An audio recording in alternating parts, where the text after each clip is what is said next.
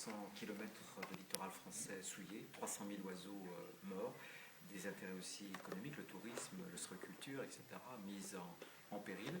Et je ne veux pas qu'après cette catastrophe écologique, on ait une autre catastrophe, juridique. Alors, il y a peut-être un vice de procédure, en quelque sorte. Ce serait un droit autre que celui qui concerne les eaux territoriales, qui devrait être défendu par les parties adverses. Qu'est-ce que vous en pensez?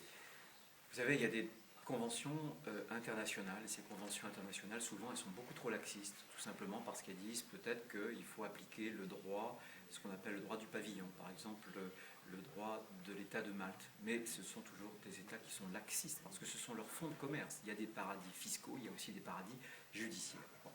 Mais je pense qu'en droit français, il faut aussi prendre nos propres responsabilités et faire en sorte que l'environnement, qui n'a pas de prix, mais qui a une valeur, puisse donner droit, lorsqu'il y a un dommage qui lui est causé, à une réparation.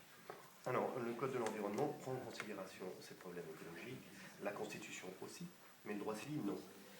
C'est vrai, parce que depuis 10 ans, en France, c'est normal, je pense que ce sont des évolutions naturelles de la société, de nos concitoyens. C'est construit progressivement, par étapes, un droit qui préserve l'environnement à travers la charte de l'environnement, qui est maintenant dans la Constitution française, 2004, et puis plus récemment, la loi sur la responsabilité environnementale. Mais on n'a pas touché à notre régime de responsabilité.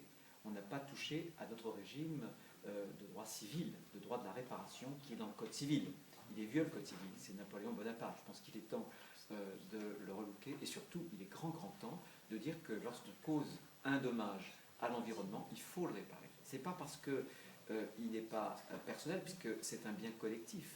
Il faut quand même le réparer. Or, le droit civil traditionnel dispose qu'on ne peut réparer un dommage que s'il est personnel. Finalement, le droit à l'environnement, lorsque vous causez un souci à l'environnement, ça n'est jamais à une seule personne, c'est un bien collectif. Il faut justement tenir compte de cet état de fait et justement modifier le Code civil. C'est ce que je propose par le dépôt de cette proposition de loi.